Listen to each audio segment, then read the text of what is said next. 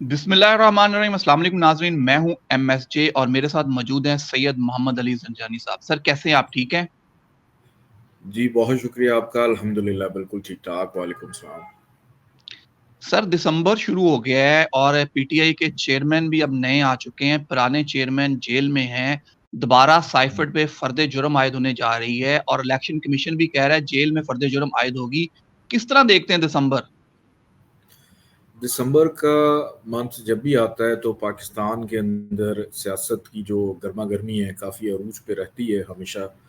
कभी कोई धरने होते हैं, कभी कोई लॉन्ग मार्च होता है और बड़े अरसे के बाद एक ऐसा मंथ दिसंबर का इस वक़्त पाकिस्तान की हिस्ट्री में चल रहा है कि हर शख्स इनफरादी तौर पे सियासी एतबार से अपनी-अपनी चीज़ों को लेके चल रहा है कि वो एक्टिविटी नहीं जो पहले हमें रोड्स पे नज़र आती थी या आवाम के अंदर जो जोश व खरोश नज़र आता था, वो दिसंबर के मंथ में नहीं। इसकी सबसे बड़ी वजह ये कि आवाम का सहारा, रूहानियत का सहारा, लोगों के साथ बेहतर रवाबित का सहारा, मुश्तरी, ये गुज़श्ता 3-4 माह से रेट्रोगेशन में यानी उल्टा चल रहा है।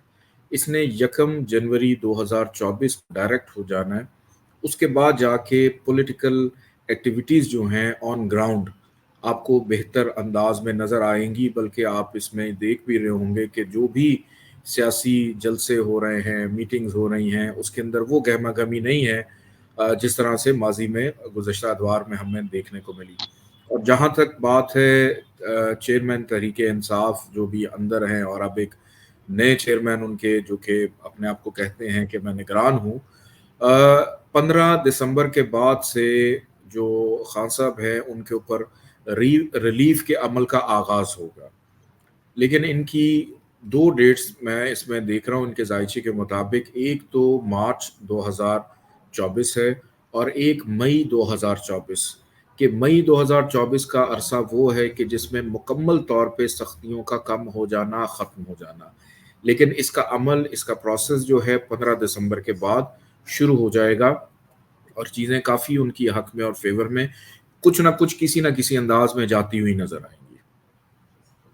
सर जैसे अभी आपने कहा कि 15 दिसंबर के बाद खान साहब को रिलीफ मिलना भी शुरू हो जाएगा, सियासत में गहमा गहमी सर नए इत्तेहाद बन रहे हैं। आज मुस्लिम लीग नून के सरबराह मरियम नवाज़, चौधरी शजात के घर भी तशरीफ लेके गए हैं, मौलाना फजलुर रहमान के साथ भी इत्तेहाद हो रहा है। तो क्या देखते हैं इलेक्शन के पॉसिबिलिटी है 8 फरवरी को आगे किस तरह की हुकूमत को आप देखते हैं? इलेक्शन को, पाकिस्तान पार्टियों को, इनका ज़ायचा क्या कहता है? इलेक्शन 8 फरवरी को जो होने जा रहे हैं बड़ी अच्छी डेट है। एक तो मतवक्को है कि इंशाल्लाह इस डेट पे बिल्कुल इलेक्शन होगा क्योंकि मार्स बड़ा स्ट्रॉन्ग है और कोई भी प्लैनेट सवाए वीनस के ख़राब नहीं है। और एक ऐसी नक्षत्र में इस इलेक्शन का आगाज़ होगा जब पोलिंग स्टार्ट होगी। हमारी एस्ट्रोलॉजी में हम उसको कहते हैं उत्तरा पदरा भद के नाम से हम उसको कहते हैं कि जिसके अंदर इंतज़ामी अमूर बड़े स्मूथली चलते हैं। एक रौनक का समा होता है, जश्न का समा होता है जिसके अंदर ये एक्टिविटी होने जा रही है।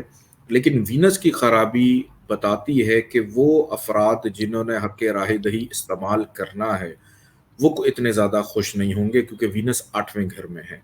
नाउमीदी के घर में, मायूसी के घर में, हर्डल्स के घर में, कि हो सकता है कि इसके जो भी नताइज हैं, वो उस तरह के ना हों जिस तरह के पॉलिटिकल पार्टीज़ जो हैं वो उसको सोच रही हैं या प्लान कर रही हैं। और इत्तेहाद बनते हैं, टूटते हैं इलेक्शन से पहले, लेकिन ये जितने भी इत्तेहाद बन रहे हैं चूँकि हमें ये भी देखना होता है कि जिस मुल्क में इलेक्शन होने जा रहा है या जिस मुल्क की सियासी पार्टीज़ हैं, उस मुल्क का ज़ायचा क्या कहता है। पाकिस्तान के ज़ायचे के अंदर जो अच्छा दौर है वो तो नवंबर के बाद ही शुरू होगा, इसको हम बड़ी दफ़ा डिस्कस भी कर चुके हैं। तो ये इत्तेहाद देर पा नहीं होंगे, ये इत्तेहाद एक दूसरे की फ़ेवर में नहीं होंगे और ये बहुत जल्द टूटते हुए भी दिखाई देते हैं। सर ये जो आपने कहा डेट बहुत अच्छी है इलेक्शन की, आपको लगता है पीटीआई का जो निशान बल्ला है वो इलेक्शन में होगा और ये इलेक्शन इमरान खान के बगैर ही होगा और वो बाद में आके इसको कमांड करेंगे? प्लैनेट्स के अकॉर्डिंगली देखें तो निशान रह सकता है, रहेगा, उस पे इलेक्शन भी होंगे। खान साहब अगर अहल हैं और इलेक्शन लड़ने के लिए वो अहल होते हैं, तो बिल्कुल उनकी जीत भी नज़र आ रही है कि वो जीत सकते हैं। क्योंकि इमरान खान का ज़ायचा इस वक़्त जितने भी हमारे लीडर्स हैं उसमें नवाज़ शरीफ साहब हैं, शहबाज शरीफ साहब हैं, बिलावल हैं, हमज़ा हैं, मरियम हैं, आसिफ अली ज़रदारी साहब हैं, जितने भी अफराद हैं उसमें किसी भी पार्टी के हेड का जायचा जब हम देखते हैं तो इमरान खान इस वक्त स्ट्रांग चल रहे हैं, उनकी वीनस की दशा चल रही है जो उनको सपोर्ट कर रही है। अगर इलेक्शन होता है और फ्री एंड फेयर होता है, अच्छे अंदाज में होता है, तो बिल्कुल इम्कानात हैं कि इमरान खान साहब इसको विन कर सकते हैं। सर अगर हम इमरान खान साहब के ज़ायचे को अगर थोड़ा-सा ट्रम्प के ज़ायचे के साथ अगर इसको मैच करें, तो इनकी दोनों की पोज़ीशन एक जैसी नहीं लग रही? देखिए, इमरान खान का जायचा ट्रम्प के साथ नहीं मैच करता, इमरान खान का जायचा मैच करता है प्यूटन के साथ। रशिया के जो सदर हैं, उनके साथ इनका, चूँकि दोनों की डेट ऑफ बर्थ ऑलमोस्ट एक आधे दिन का फ़र्क है, ऑलमोस्ट सेम है, तो प्यूटन के साथ इनकी मुमासलत जो है वो ज़्यादा आती है रोशनी में। ट्रम्प के साथ जो है वो नहीं। अगर ट्रम्प के साथ होती तो ट्रम्प जो है वो भी इस वक्त अंदर होता। सियासी एतबार से मुश्किलात तो हैं, लेकिन आप देखें उनका पॉलिटिकल ग्राफ ट्रम्प का किसी भी एतबार से कम नहीं है, कि वो अभी भी एक भारी अक्सरियत के साथ अपने दुश्मन तो नहीं, हरीफ का मैं कहूँगा, जो सियासी हरीफ हैं उनके लिए ख़तरे की घंटी बनते हैं वो। और इमरान खान भी इधर ख़तरे की घंटी हैं जब इलेक्शन डे होगा। सर अगर मैं आपकी थोड़ी-सी जंतरी की बात करूँ, ज़िंजानी जंतरी 2023 में उसमें एक बड़ी अच्छी चीज़ थी कि पाकिस्तान के झंडे का सितार का कुछ उसमें आपने बताया था कि जो स्टार है वो है। अगर उस पे अगर थोड़ा-सा हमें गाइड करेंगे, लोगों को भी आइडिया हो जाए कि हमारे स्टार का वो क्या इश्यू है?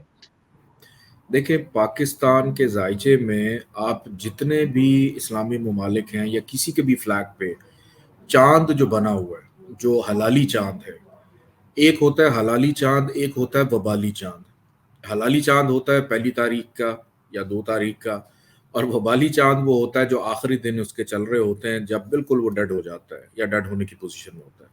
तो पाकिस्तान के जायचे में हमारा जो चाँद और सितारा बना हुआ है, वो बेसिकली हलाली नहीं बल्कि वबाली बना हुआ है, जिसकी दुरुस्तगी होना बड़ी ज़रूरी है, क्योंकि सिंबल्स हों, नाम हों, कलर्स हों, इन सारी चीज़ों का इम्पैक्ट होता है।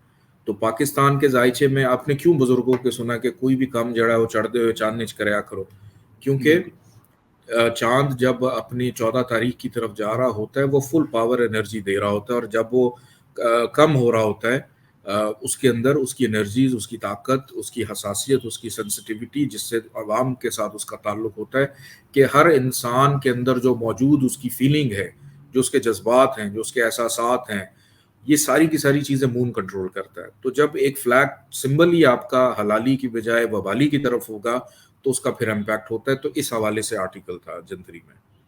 सर वो आर्टिकल में ये था कि हम अगर अपने झंडे का वो सितार चेंज करें तो हमारे लिए कुछ खुशबख्तियाँ हो सकती हैं। बिल्कुल हो सकती हैं, सिर्फ करना ये है कि हलाली चाँद का जो रुख इस तरफ है उसको उठा के दूसरी तरफ कर दें, तो चीज़ें बेहतर हो जाएँगी इंशाल्लाह। सर बिल्कुल जैसे तुर्की के झंडे का अगर हम देखें तो वो हलाली बिल्कुल। है और हमारा बिल्कुल दूसरी साइड पे है। सर इसी पे जी। थोड़ी-सी अगर बात करूँ, जैसे आपने चढ़ते हुए चाँद की बात की है, हम हमारे यहाँ 9 चंदी जुमेरात होती है, 11वीं शरीफ होती है। तो इंडिया में अमावस की जो रात होती है वो आखिरी रातों में होती है। बिल्कुल, अमावस की रात उसको कहा जाता है जिसमें चाँद नज़र नहीं आता, अंधेरा होता है, उसको अमावस की रात कहा जाता है। और नौचंदी जुमेरात कि कोई भी नया चाँद जब आता है हमारे इस्लामिक डेट के मुताबिक, उसकी जो भी पहली जुमेरात आती है, उसको नौचंदी जुमेरात कहा जाता है।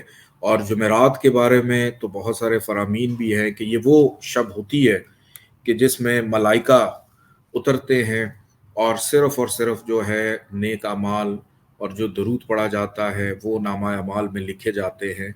तो बड़ी एक मुबारक शब जो है इसको कहा जाता है, और इसी एतबार से बल्कि हमारे भी यहाँ पे हर जुमेरात इज्तिमाई दुआ का भी एहतमाम होता है, जिसमें एक काफ़ी तादाद में लोग आते हैं। और हमारा तो बस ये लालच होता है कि क्या पता किसी के आने की वजह से हमारी दुआ उस दिन कबूल हो जाए, किसी की कबूलियत हो और हमारी पूरी हो जाए। तो ये इस्लामिक पॉइंट ऑफ व्यू से हम लोग नौचंदी इस वजह से मनाते हैं। और जो अमावस की रातें हैं, अमावस ये क्या, अंधेरा, गुप अंधेरा उसको कहा जाता है। सर थोड़ा-सा इमरान खान का आपने कहा 15 के बाद उनके लिए बेहतरी आना शुरू हुई। उनके जो चाहने वाले हैं बड़े सवाल थे, कोई रेमेडीज़ हो उनके लिए जो जेल से उनको आज़ादी हो जाए। हमारे यहाँ बुज़ुर्ग तो कहते थे चिड़िया छोड़े, कौवे छोड़ें, कोई इस तरह के टोटके भी लोग करते थे, तो लोगों के बड़े सवाल थे, तो मैंने कहा आपसे पूछ ही लें आज, कोई उन रेमेडीज़ हो उनके चाहने वालों के लिए।